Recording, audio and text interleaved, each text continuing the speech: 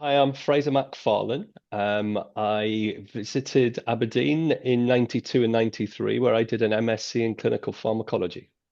And why did you decide to study pharmacology initially for your undergraduate degree as well? When I was 15, 16, I decided that I wanted to try and find a cure for what is now known as HIV. It was called AIDS at the time. Hmm. I just thought it was scientifically challenging that a disease could be untreatable. And in the late 80s, it was labeled as untreatable. Pharmacology and physiology and biochemistry was where I did my first degree at Leeds. Hmm. So I was just wanting to impact medicine. I wanted to discover medicines. I just wanted to make a difference to the healthcare. Yeah, very interesting. And why did you decide to go to Aberdeen for your master's? So Aberdeen, it had one personal reason and one academic reason. So the personal reason is I was born in Arbroath, which is just south of Aberdeen. So Northeast Scotland is a home to me.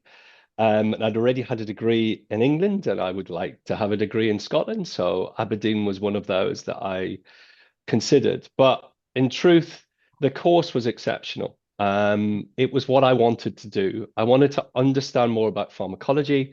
I wanted to understand more about the clinical side of it.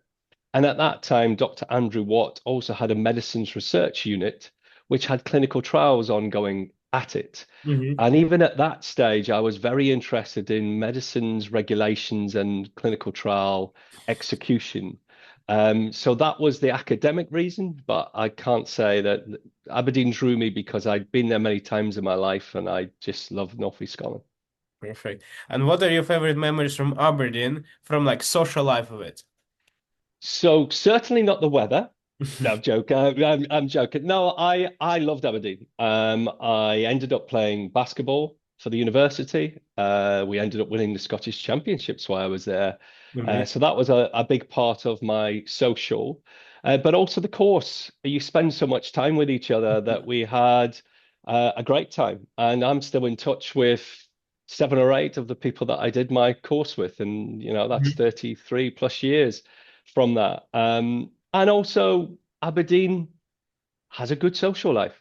Yeah. I'm pretty sure every bar I visited at the time doesn't has changed name, but Aberdeen had a great social life and a few golf courses too. So it was a very enjoyable 12 months for me. Yeah. And so you had a very, very impressive career, yes? And what, if you had to summarize it, what were the key milestones in your career journey? So I've been very fortunate. I have got three degrees. So I have a PhD as well through the School of Pharmacy in Cardiff.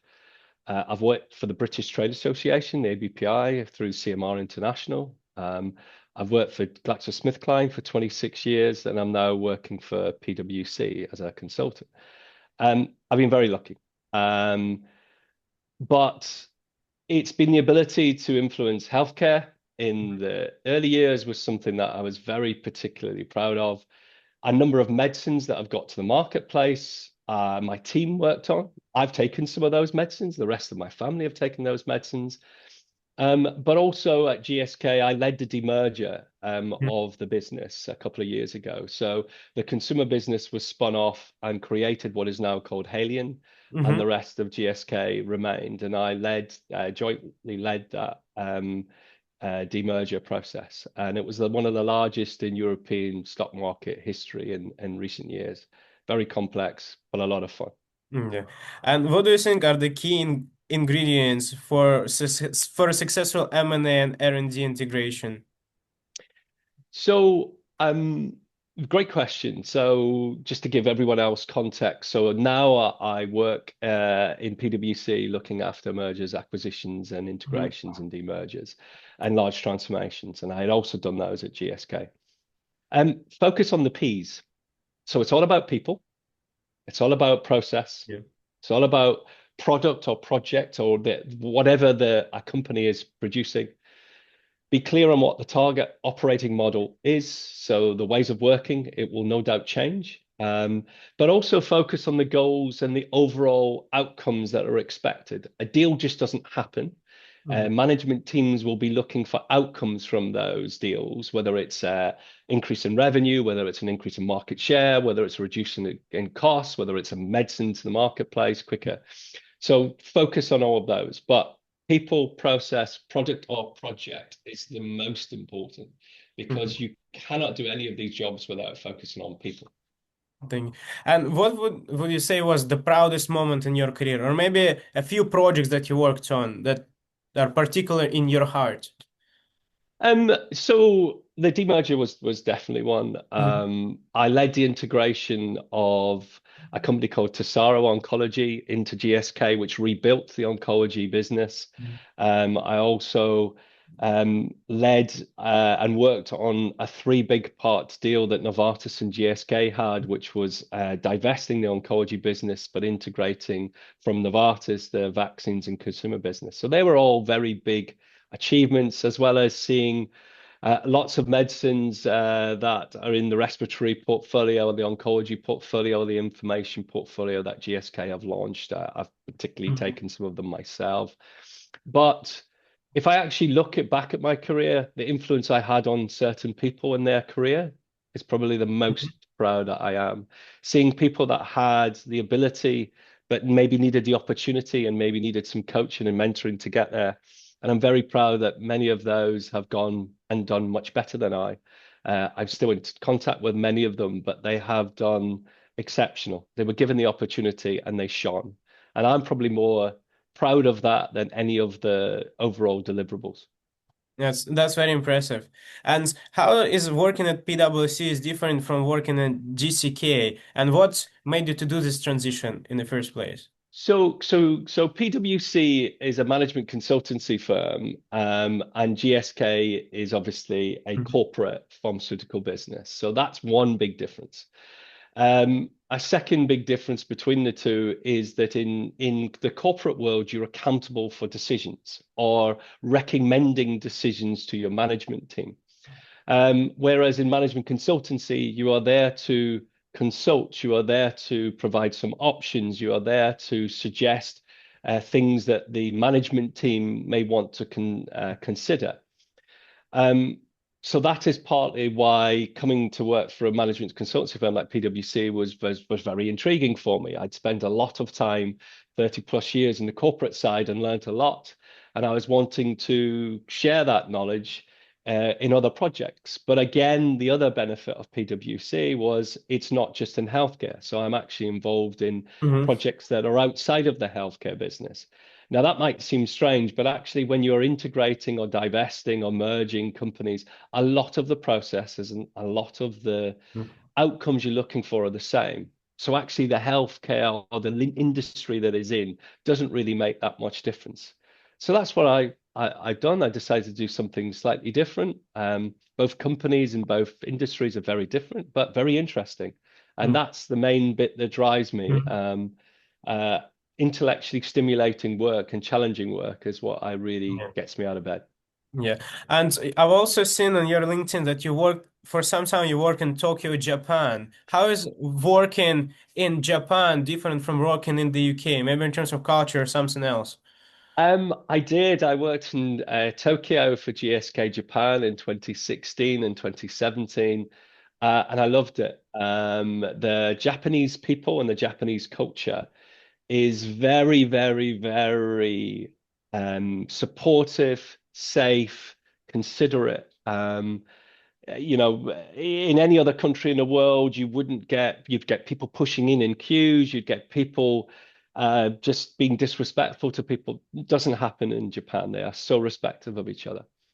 With regard to business, it can be quite challenging in Japan. When I was there, the transition to be less male dominated had really started, and by the time I Mhm. left, it really had become much more of an equal society. The head of GSK Japan, as I left, was actually a female, which was brilliant. It was the first female to be given that role. But there are two Japanese phrases, and I apologize, I'm sure I will pronounce them wrong, but hone and tatame. And Hone is more your public face and what you would see mostly in business, and Tatame is your private face, is what you would mostly see away from business. And that is sometimes difficult in business because you don't want to offend anyone and you don't want to Yeah. um, upset anyone, and you want cohesion and you want consensus. And so sometimes in Japan, it can take a little bit longer to make decisions. But Japan is also one of the largest pharmaceutical markets in the world. And as a culture and just the amount of things that I learned there as a person, but also the whole Tokyo of everything that was just most some of the most modern buildings in the world and some of the most historical buildings in the world. It was fascinating. So if you've never visited Tokyo or Japan, please do. Yeah, thank you so much. And so, how do you see all these emerging technologies shaping the pharmaceutical industry, and in what ways? So the pharmaceutical industry will evolve and change just like the rest of the world and industry. The kind of technology advancements will definitely be one of those that will impact the pharmaceutical industry, whether it's in Gen AI or machine learning, etc. That will generate opportunities. It will help in identifying targets. It will help with reducing clinical trial cycle times. Mm-hmm. It will just help in the efficiency of the process. But also, as we evolve in technology, we will also see more information and ability, biomarkers, apps, etc., that will be able to monitor healthcare in a much more sophisticated way. And Mm-hmm. also, data will also be much more available and be able to analyze. When I did my MSc it's in Aberdeen, I was one of the first people to do some analysis on some of the integrated healthcare records within the Grampian region. And they were on floppy disks that had to be loaded into spreadsheets and then analyzed. It took me weeks to do all of that. Imagine being able to do all of that at the push of a button, and not just do it as a push of a button, but technology evolving and coming up with recommendations and targeting. So the healthcare industry will absolutely change. The expectations of the patient will be higher. The expectations of taking additional medicines in areas where we've not seen it before will be higher, but the technology advancements will also be higher and will move to a much more efficient process. That's very interesting. Thank you. And so, what leadership principles or habits have you stayed with throughout your career? Um, do to others what you would expect people to do to you. Mhm. So treat others like you treat yourself.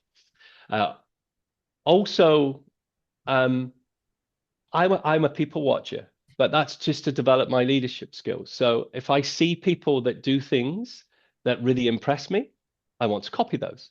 Mhm. And if people do things to me that really annoys me, I want to make sure I never do those either. Mhm. So it's continuous learning is part of that leadership, but it is all about people, and it's got to always be about people. Mhm. And one of those things that somebody that worked for me many years ago also told me to was she challenged me to think about what would I do if I wasn't afraid. Mhm. Now imagine that as a question. What would I do if I wasn't afraid?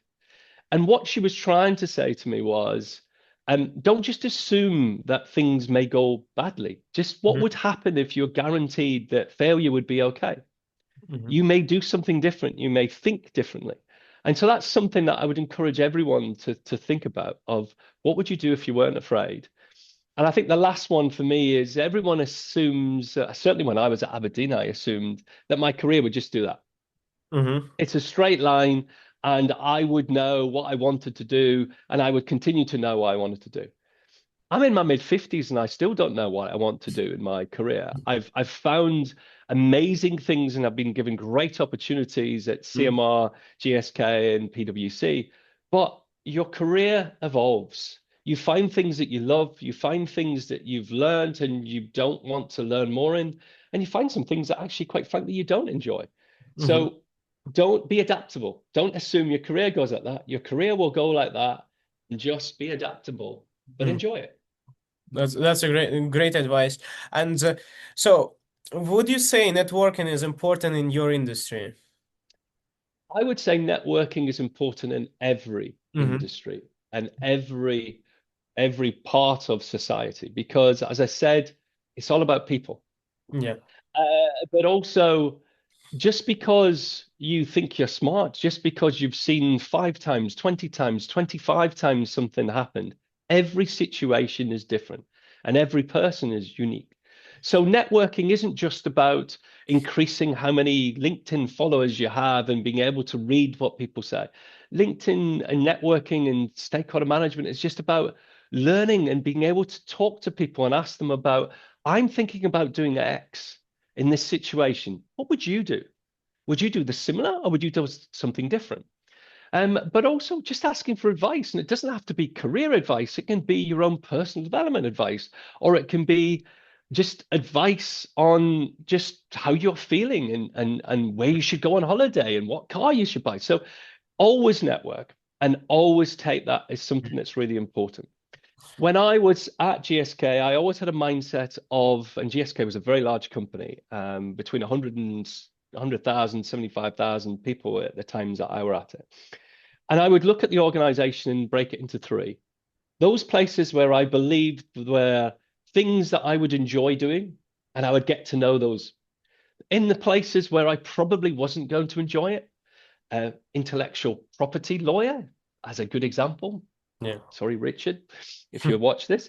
But also somewhere, do you know, I might actually enjoy this space, but I'm not fully trained for it. And I'd like to understand more about that. Human resources, investor relations were a couple that I explored at times in my career just because I enjoyed what they did. And Yeah. networking allows you to do that. So absolutely, put a lot of time into networking. In the end, what you deliver is more important than your network. I know in the consulting world, you probably is a bit above, but in the end, it is critically important because it will provide you additional context and input into your overall Yeah. ability.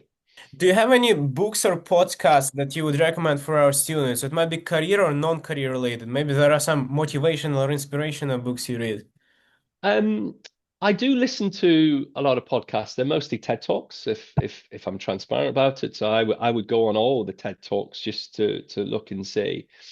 Um, but also in the modern world of AI and social media, etc., you can find little small things that are actually quite inspirational. So I do spend some time on LinkedIn just looking at what my network are posting on particular topics, whether it's sustainability, AI, the Mhm. future of the healthcare industry, etc. But TED Talks is probably one that I would definitely recommend. Hmm. And the last question is, what advice would you give to your younger self when you were at the University of Aberdeen? Don't worry about your career and don't worry about thinking you need to have all the answers would definitely be one. But also, 90% of the things that you worry about never happen. Hmm. And the 10% that do happen, you'll find your inner strength to deal with those. So I think, when I was in my early 20s, wanting to have a successful career and trying to break into the pharmaceutical industry, and I had a lot of worries. I ended up moving to London, and I was Red Lichty from Arbroath who'd spent some time in Newcastle upon Tyne, and to move down to London in my early 20s was scary.